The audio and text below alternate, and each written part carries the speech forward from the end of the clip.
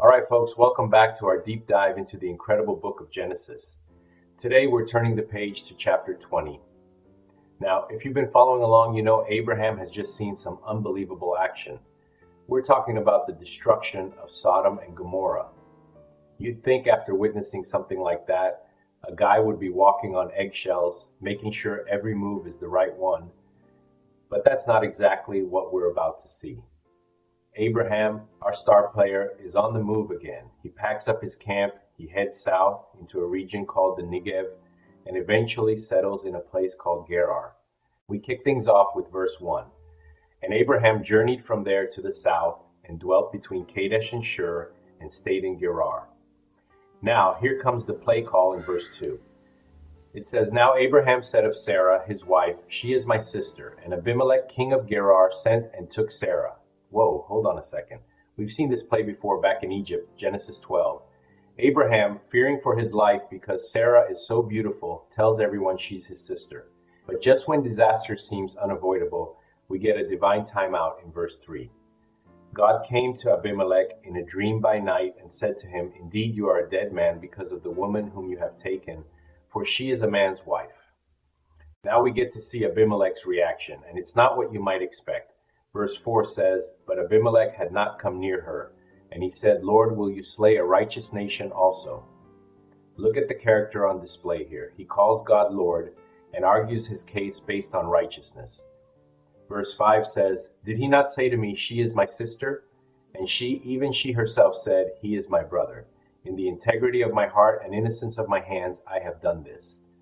God's response in verse 6 is just fascinating. Verse 6 says the following, And God said to him in a dream, Yes, I know that you did this in the integrity of your heart, for I also kept you from sinning against me. Therefore I did not let you touch her. Now therefore restore the man's wife, for he is a prophet, and he will pray for you, and you shall live. But if you do not restore her, know that you shall surely die, you and all who are yours. What an amazing moment of grace. God agrees with him. The next morning, the game has completely changed. Verse 8 reads, So Abimelech rose early in the morning, called all his servants, and told all these things in their hearing, and the men were very much afraid. Abimelech doesn't hesitate. He calls an emergency team meeting at dawn. He tells his officials everything.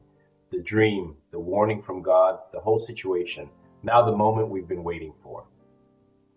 In verse 9, Abimelech calls Abraham forward. What have you done to us? How have I been offended that you brought on me and my kingdom a great sin? You have done deeds to me that ought not to be done. Abimelech presses, not mincing words in verse 10. What did you see that you have done this thing? It's a probing question. He's digging for the mindset behind the lie. He seeks understanding, not just blame. Here it is, the moment of truth. Abraham has to answer for his actions. Verse 11 says, Because I thought, surely the fear of God is not in this place, and they will kill me on account of my wife. Here's his reasoning.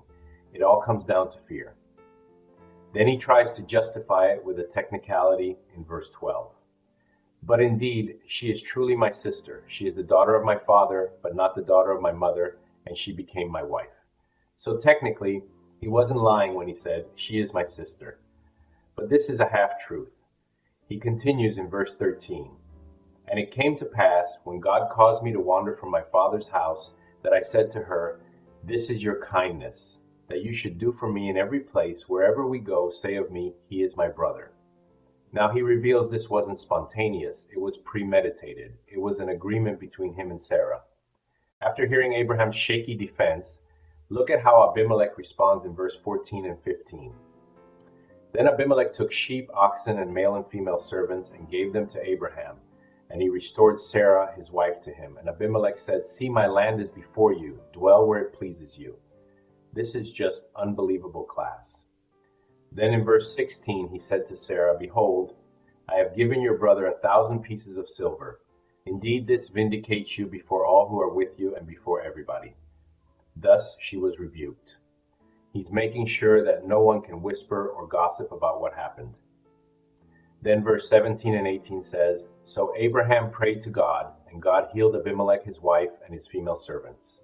Then they bore children, for the Lord had closed up all the wombs of the house of Abimelech because of Sarah, Abraham's wife. So, as we head to the post-game show for Genesis chapter 20, what are the big takeaways from this incredible story in Gerar? First and foremost, this chapter is a masterclass in the difference between fear and faith. And finally, the overarching message is the incredible, persistent grace of God. Even when Abraham fumbles the ball badly, God doesn't kick him off the team. It's a message of hope. Even our biggest failures can't outrun God's faithfulness. What a game, what a story.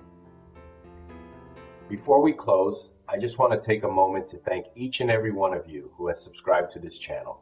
Your support, your likes, your comments, and your shares truly mean so much. This journey wouldn't be possible without you, and I'm grateful that we get to learn and grow together through God's Word. If you haven't subscribed yet, I invite you to join our community. Hit that subscribe button, like this video, and share it with someone who needs encouragement today. Thank you again for being part of this family. May God bless you.